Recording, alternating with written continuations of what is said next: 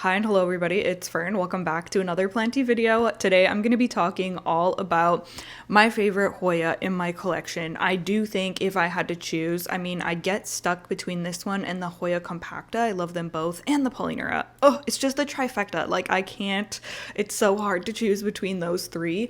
But if I really had to, I think that I would choose Hoya linearis. Like, if I could only have one. The Hoya linearis just really does it for me, so I'm so excited to be making a video just dedicated to talking about this plant. I've had it for several years now. It has turned into a dream plant for me. It's so long and full. I'm gonna grab it down in just a second. This is of course going to be my experience growing this plant, what I have done to get it to where it is, and hopefully you can take something away from this. I did also ask y'all for questions, so I have kind of woven the questions into the topics that I'm going to be covering in this video. So I'm really hoping that this is going to be helpful. Without further ado, I'm going to go grab her down from her spot. Okay, so here is my stunning Hoya linearis. It is so incredibly long. This is touching the floor, like trailing along the floor. It's around 6 feet long. I have this longer one here, and then there's a second pot that has this shorter one, but this is actually starting to get really long as well. But they are two separate plants, so if I grab this one out, you can see they are both in clear pots like this, and I just kind of liked the look of a fuller plant. I decided to do the plastic nursery pots in here just for ease of care, but you really, like, when it's up there, it looks like it's just one giant plant. I will take the biggest one down just to show her off during this beginning section. So I'm gonna start off by talking about how long I've had this plant, when I got it, the kind of like history of our humble beginnings. And they were humble indeed, because I got this plant as a very, very tiny, like one short strand type of situation in 2020 or 2021. I'll have the date on the screen, I always forget. I got her from Crystal Star Nursery. This was a really like hot plant at the time. It was really popular. So I was extremely happy to have scored myself a Hoya linearis, because this was, you know, of course, a plant that was high on my wish list. So I felt very lucky to have grabbed that starter plant. This plant very quickly settled in and started growing for me. And for the first couple of years, I would take cuttings and then sell those cuttings just on Facebook Marketplace. I don't sell cuttings anymore, but when I was first getting into plants, it was a good way to recoup costs because I was bringing a lot of plants in. So I would do that, and linearis was very much in high demand. So I just kept cutting this plant, and I didn't really give it a chance to grow out until a few years ago, which we will get there. So I say that to say I've had a lot of experience propagating this plant, and I've also grown it in a variety of different conditions.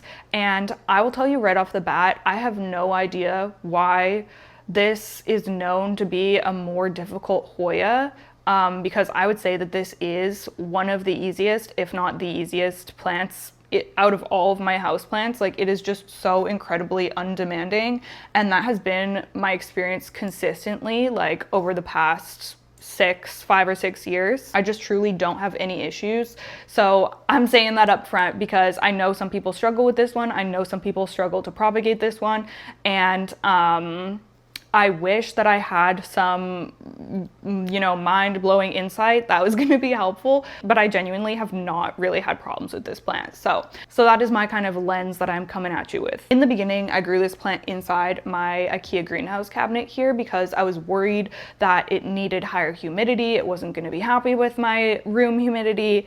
I was worried about inconsistent lighting conditions. I just really kind of babied it and kept it in a very closely controlled environment, and it did fine. It loved being in the cabinet, but when I finally worked myself up to taking it out of the cabinet, it completely thrived just as well as it had inside the cabinet. So I have grown this in, you know, 85% humidity, and I've grown it in 45% humidity, and it has never complained about either end of the spectrum. I truly would not get hung up on humidity with this one if it's something that you're worried about. I have heard that these Hoya prefer a cooler environment, and you know, I'm here in Canada, we have a pretty mild climate, so we have had heat waves, so it's not that this plant hasn't experienced extreme heat, but maybe it hasn't been to the degree or to the like amount of time that maybe other climates would experience higher temperatures.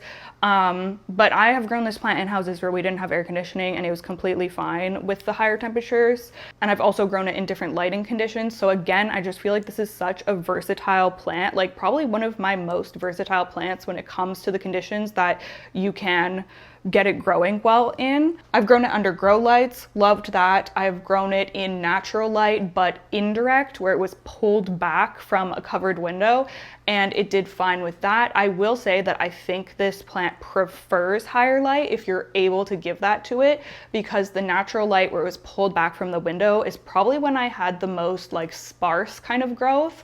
And then when I put it in my south window where it currently lives, it gets blasted with sun. I really do think that this plant can tolerate a lot of light.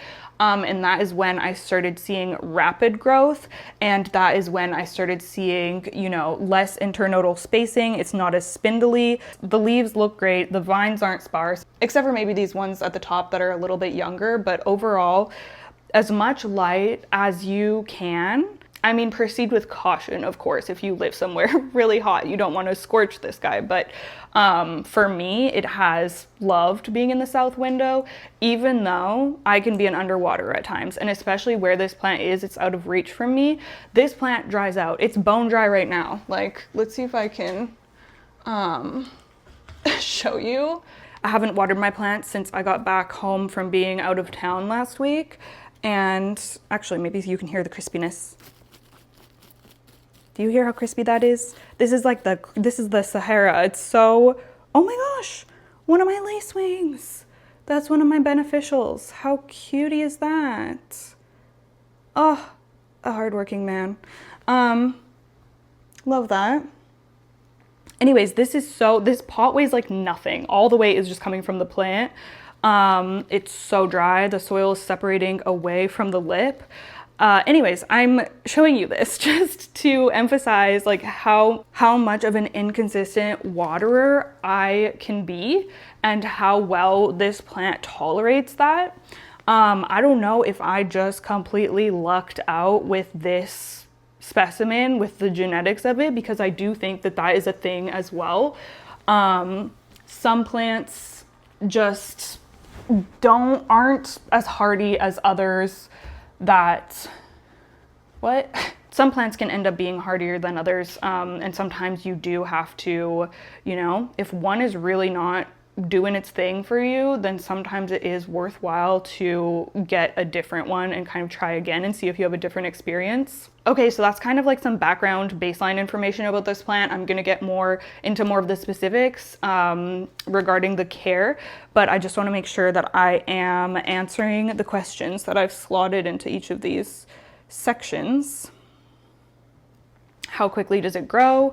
It grows so fast. Like, this is the type of plant that is constantly putting out new leaves. Like, as soon as a leaf set comes out, it's already growing and starting to push out the next. Very, very fast growing. I would compare it to something like string of hearts. I find that that's another plant that it's just like always going. Like, you're not ever really waiting for new leaves, at least on mine. And if you are experiencing slow growth, I do think that increasing lighting is a way to really speed it up, but it is like constantly growing. I've never measured how many like inches mine grows per year, but I would say that I get a pretty hefty chunk of new growth. Maybe I should start measuring. Honestly, that would be kind of satisfying to have an actual number. How did I grow mine so long and full? Well, like I said, I think that the bright light is like the biggest factor in this plant's growth and how like full it is. But I have also over the past few years taken propagations, rooted them, and potted them back in the top of the plant because it was my goal to increase fullness of the plant. So that is why I have so many different vines here. Now, this plant will spit out new vines without you propagating it, so you don't have to, but I just really wanted to speed up the process. So I opted to just take some cuttings and root them and then pop them back in. And now I have like, I mean, there's tons of different vines here, so it's very lush looking. Do I ever trim it? Not really anymore, although I am probably gonna have to trim it sometime soon because it will be hitting the floor. But I don't typically take my cuttings from the bottom anymore. I usually just find a vine that looks kind of sparse like this, and I will just cut it off from the very top, and I will turn this into multiple little cuttings that I root up. I just prefer to do it that way now because it's like two birds, one stone type of vibe, because I am getting rid of what I would consider like an undesirable vine, and then I'm turning it into new healthy full vines that can grow out. Another question that I got a couple of times was whether it is fragile or not. Like, is this a plant that's similar to the burro's tail where you pick it up and it's just dropping leaves, like you look at it wrong and the leaves are falling off? No, it's not at all like that. I find that it retains its leaves really well. Sometimes they do get knocked off, especially because of where mine is. Like, it's just kind of awkward. Sometimes there's other things in the way that the leaves catch on and whatnot. So I do lose a couple of leaves when I move this around usually. I mean, I actually don't think I lost one. So this one came off, but it looked like it was damaged already, unless I just did that. I don't know. RIP. But for the most part, no, I wouldn't say it's very fragile unless you're like really banging it around. Okay, lighting we already covered. I keep mine in a south window. I like to give it as much light as possible. You could also do a grow light. East and west would be fine. You could get away with north, but it's definitely more preferable to get it in a window where it is getting some sun, or supplement with a grow light. Okay, so watering was one of the most questions that I received. And for me, I mean, like I said, I can be a very inconsistent waterer, and this one has definitely experienced underwatering. I haven't really overwatered it that much. Like, it tends to dry out pretty quickly up in that window. But with the underwatering, like, no issues. Would it prefer to be watered more often? Yes, I think so. And that is something that I always try to work on, but it always ends up being bone dry by the time I get to it. And I do think that that is the biggest reason that this plant hasn't flowered for me yet. I know, it's insane. I get so many Hoya flowers, but my one Hoya that I've had like the longest, and that is so full and beautiful, it doesn't want to flower for me. It's such a bummer. I will be so happy when this plant finally flowers for me. And to add insult to injury, I always see other people talk about how this Hoya is so easy to get to flower, and they have like little tiny plants and it has flowers on it. I'm like, how is this possible? But all I can put it down to is my watering habits. So if you want flowers, highlight regular watering. Like, once it gets completely dried out, water it again. For best results, which I am still, working towards that. Honestly, I wonder if it could be something with like my specific plant, because it does seem kind of weird to me. So I don't know, maybe if I got another linearis, it would flower more easily for me, because like I said, it can really vary from plant to plant depending on the genetics.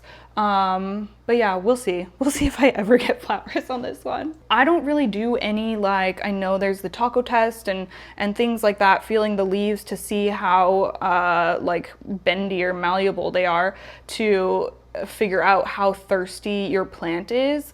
That's not really my like method in figuring out if my plants are thirsty. Yes, it can definitely give you information, but I have just been growing my plants for so long that I know when they're going to be due for water, or I can tell, like, as soon as I lift the pot out, it weighs nothing because it's so bone dry.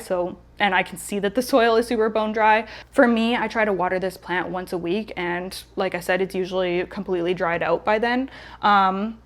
But the leaves will get soft. Like, these are bending for me really easily because they are thirsty. But other than that, it's hard to say when you should be watering because it really depends on your conditions, like your lighting, temperature, humidity. It depends on your substrate that the plant is potted in, the pot that it's in, like so many different things. So this is why I can tell you what I do, but it's really hard to give like generalized advice.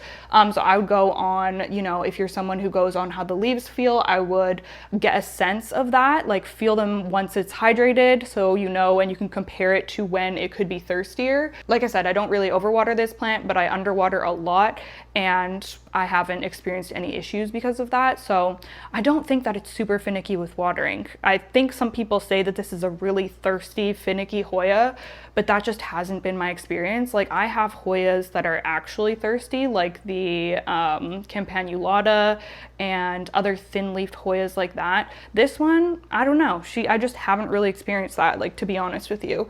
It really does not seem as picky as a lot of my other plants. In terms of potting mix, I have not repotted this for a good 2 or 3, probably closer to 3 years now. And it has been in a DIY soil mix. So it is soil, orchid bark, and perlite. And it has been perfectly happy with that. A lot of my Hoya now I put into Molly's Aeroid mix and they love it, but I have not had any experience with this Hoya in Molly's, I don't believe. So that's all I can really speak to is just the DIY mix. This DIY mix that it's in right now is not as chunky as something like Molly's. So I would probably have to be watering more, or maybe then I would start to see some of the underwatering issues come to light if I did have this in something chunkier. So when I repot this, honestly, I don't know what I am gonna go for. I don't know if I should try it in the Molly's. I like to do like a mid-range kind of thing. Like I don't want it to be super dense, but I also don't want it to be like the chunkiest potting mix ever where it's not holding any water in. Especially for me with where this plant is, it's not like the most accessible plant in my collection. I did get some questions about semi-hydro as well, and I don't think I've ever grown linearis in semi-hydro, so I can't really speak to that, but I have a feeling it would do fine, and maybe I will try that out one day. But I just don't have any experience with it, so I will update you in a future video if I do ever try that out. For most of my Hoya, I do end up going with a soil or a soilless mix rather than semi-hydro.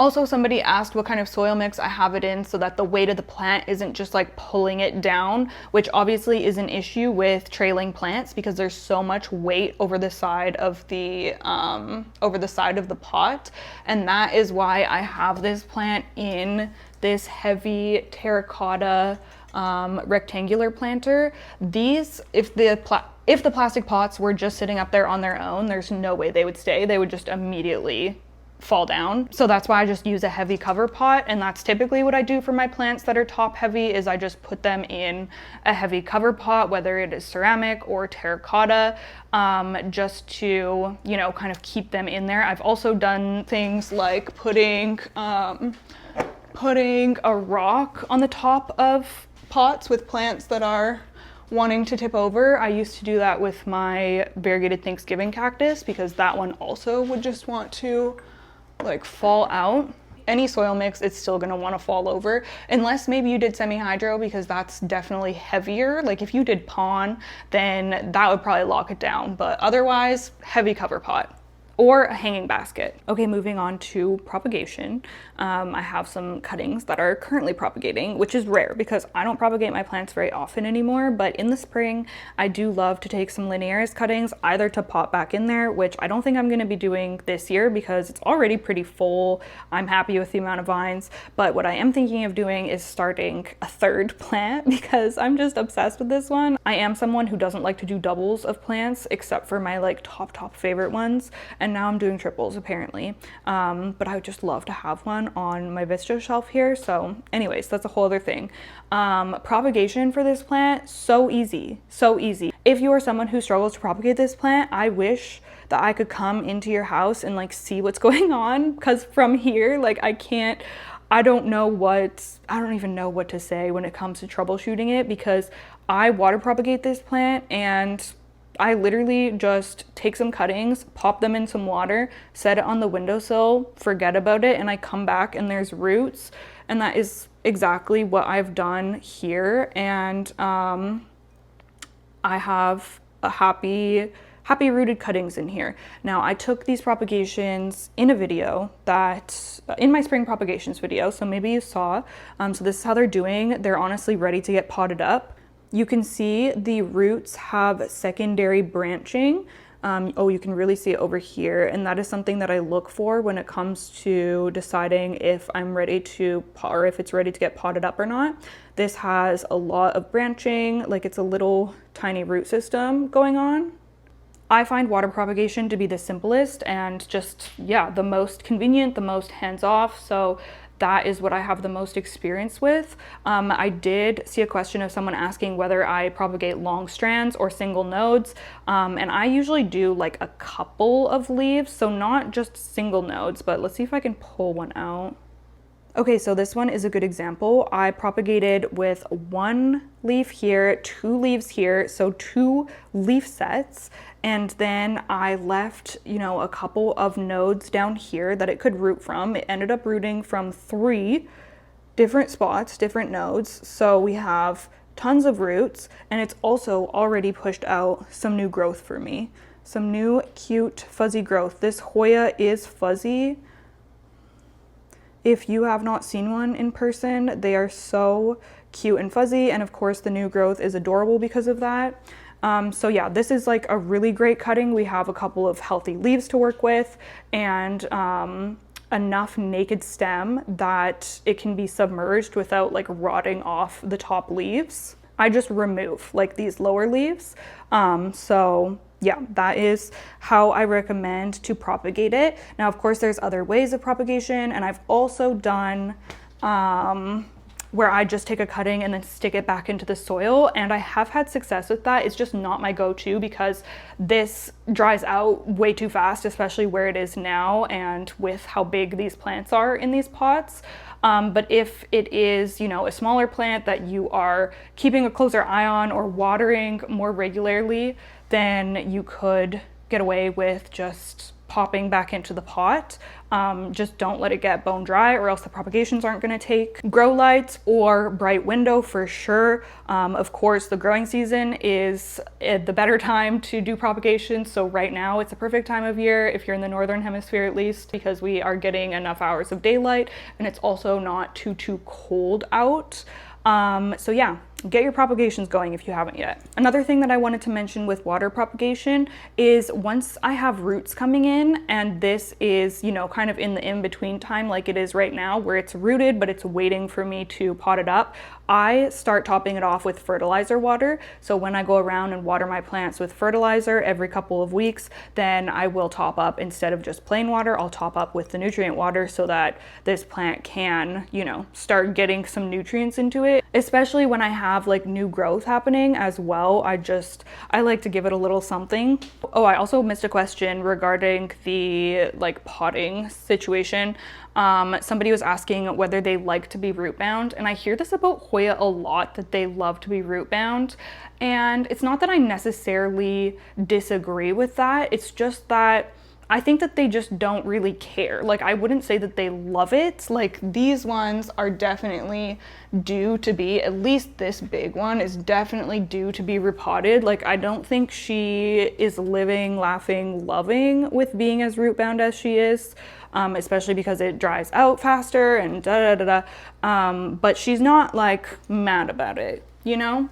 So, I repot usually every 2 or 3 years for my Hoya. I mean, depending, like my bigger ones, they might push it a little bit longer. Like my Crimson Queen, I think I took 5 years to repot. But if you are starting to notice that the pot is drying out faster than usual and you're seeing tons of roots, maybe a little bit of decline, I would take those as signs to up pot. I think that with Hoya you can get away with going longer between repots than other plants, but I wouldn't say that they like love being root bound. They're just fine with it, you know? I did put in a little section for flowers, but like I said, I have not had this Hoya flower for me, If you have any magical tips, please let me know. But like I said, I suspect it's a watering. It's just not getting quite enough water maybe for mine, because I fertilized this. Oh yeah, that's something else that I guess we could talk about. I pretty much fertilize all of my houseplants the same, except for my carnivorous plants, and my cactus and succulents tend to get their own fertilizer, but everyone else gets fertilized usually every second week, all year long, because most of my plants do grow all year long. And I typically do liquid fertilizer, but I have used so many different fertilizers on this plant and it's done fine with all of them. I actually currently started using the Nurture System fertilizer about, I don't know, maybe 6 weeks ago. So it'll be really interesting to see if I notice any changes this growing season compared to other years. But I am really enjoying that fertilizer so far. I've been getting some really big leaves on some of my Hoya, and I don't know if it's a coincidence or not, but I'm gonna keep using that one. In the past, I've also used General Hydroponics Flora series. Even though this is in soil, you can still use that in soil. You just have to use a smaller amount. And I have also just used like Miracle Grow. I've used a lot of different things and I wouldn't get too hung up on it, honestly. Any houseplant fertilizer, this one is probably going to be happy with. I do also give this one Kelpie as well, a kelp-based fertilizer, which I like to give my Hoya that are potted into soil. Anyways, back to flowers, or my lack of flowers. This Hoya gives out stunning white flowers. Actually, you know, they're pretty, but white flowers aren't my favorite, so I guess I'm not too mad that she hasn't given me any yet, but I have heard that they smell like lemon, which sounds divine. So I'll be very excited when it happens for me. But if you go online and search up Hoya linearis flowers, you'll see a lot of videos from people where their linearis is just covered in flowers, which is my favorite thing when a Hoya just has like so many clusters of flowers on it. I think that is just so incredibly beautiful. So manifesting that for my future. Okay, in terms of pests, good news, you guys. I have never had a pest issue with this plant. Like, they truly just leave this plant alone. I've maybe seen like 1 or 2 mealies on this in the past, but I always just remove them. It's never turned into an infestation. I have never had any other pests on this plant, only like a couple of mealies, you know, like when my mealy situation was at its peak, which, like, fair enough, but this is not by any means a plant that attracts pests. It is not a pest magnet. It doesn't have any pests that it's particularly prone to. Maybe these leaves aren't desirable because there's so many other like fleshy, big leafed plants in my house that when it comes to these like spindly leaves, the pests just aren't as interested. I don't know what it is, but I have not had issues. And believe me, I have had many pests over the years, but they never go for this plant. So I don't know if that has just been a stroke of luck or what, but you can let me know in the comments if you have had any major pest issues with your linearis. I did see someone commenting that they've had an issue with thrips. Luckily, I have not had that issue with mine. I have had thrips in my house, and I have had thrips on Hoya. Thrips devastated my Hoya polyneura years ago, and I had to start it over from a 1-node cutting. But this one, no issues at all. So very easygoing in that way as well.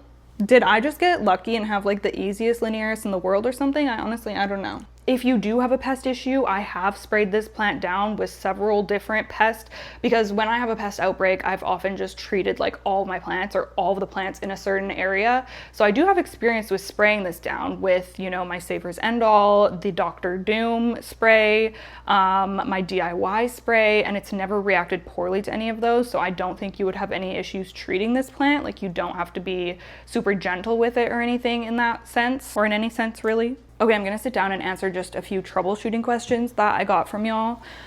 So somebody was asking what to do if you're getting thin and far apart leaves, even though it's in a south window, which bamboozles me a little bit, because normally if that type of growth was happening, I would say it needs higher light, but it's already in a south window. So I'm assuming that it already gets a lot of light, unless the window is like blocked or something. The second thing I would think is maybe it's not getting enough fertilizer. Light and fertilizer are always the two things that I'm thinking about when it comes to Hoya. So if both of those are in check, then it's really hard to know where to go from there. If it wasn't growing at all, I would say to check the roots, but it's just not giving the best growth. So I don't know, maybe it could be a substrate issue. Let me know if you get it figured out because I'm curious. What to do if it has stopped growing. I actually received quite a few messages of people saying that there's, hasn't grown in a year or it doesn't grow at all. And if it is a cutting, I have had Hoya cutting duds that just don't grow.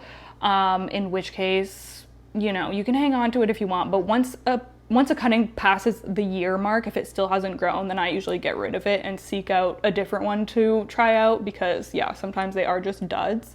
But if it is, more of an established plant and it just hasn't grown in a year, I would definitely be checking the roots, make sure that there's not any rot happening there.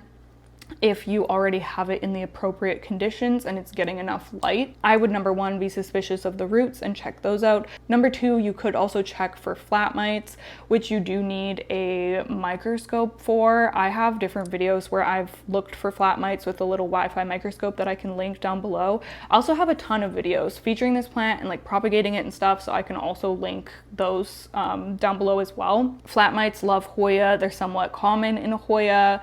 And it is a sign of them if you are not getting any growth or if you're getting weird growth. That being said, I've never had an issue with flat mites on my Hoya linearis. I have had flat mites on other Hoya or other plants. So I don't know if they just don't tend to go for the linearis, but it is something that you could consider once you've kind of ruled everything else out. Does she get more or less dust than other trailing plants? I like this question, very practical, because yes, plants get dusty.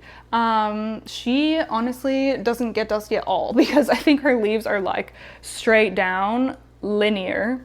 So there's no surface for dust to be collecting, and they're also just like the texture of the leaves. It's just not really something that would show dust anyways. So very low maintenance. You pretty much never have to shower her. I shower her just because I like to shower my plants every so often for pest prevention reasons, but no, she does not get dusty at all. Is Polyneura or Linearis easier for beginners? I would say that the Linearis is easier for beginners. Polyneura, I mean, she's also easy, but I find that she's pickier with lighting conditions. If you give her too much light, she bleaches. If you give her too little, she's not going to grow. It's also a thinner leafed Hoya, so it is a little bit thirstier. Very, very tolerant. I would say that they're both good beginner plants, but this one is easier and this one is more tolerant to different conditions. So I would say that the Linearis is more beginner friendly, which I know that people are going to disagree with me in saying that this plant is beginner friendly, but I was a beginner when I got mine and I've never had any issues with it. Is there any way to revive a Linearis that is drying out because the roots won't absorb water? That sounds like dry rot, and once that happens, the roots aren't going to come back. So I think your best course of action would be to cut the plant up and root the cuttings if they are salvageable. Because the roots, they just need to go and you basically need to start over. Does it drop? Oh, I already answered that one. Does not drop leaves easily. And I just wanted to end the video by talking a little bit about my future plans for this plant. As we saw, I've already taken some spring propagations that I'm thinking of starting a new plant with. You'll probably see me pot these up in a future video soon. And for my main plant, I am considering unpotting both of those plants and just potting directly into the terracotta like cover pot, the rectangular pot that they're in, because they are due to be repotted. And I don't know, I'm hesitant to pot into terracotta because that just makes the plant dry out even further. But if I did a dense enough potting mix, I feel like I could get away with it, and it might be nice to just have it potted in there directly. So I'm thinking about that. We'll see. But overall, I'm just so happy with how this plant looks. I love the spot that it's in. I love how big it is. It genuinely brings joy to me every time I come into the dining room and I see it. I think it's just so, so beautiful. So I cannot recommend Hoya linearis enough. I think that it is just such an incredible houseplant, and it adds just such a whimsical vibe with how just drapey and gorgeous it is. So let me know if you have one or if you're planning on getting one. I would love to hear what your experience has been. If you have any other questions that I didn't answer, then just leave them down below and I will get back to you. Other than that, thank you so, so much for watching, and I'll see you in the next one. Bye.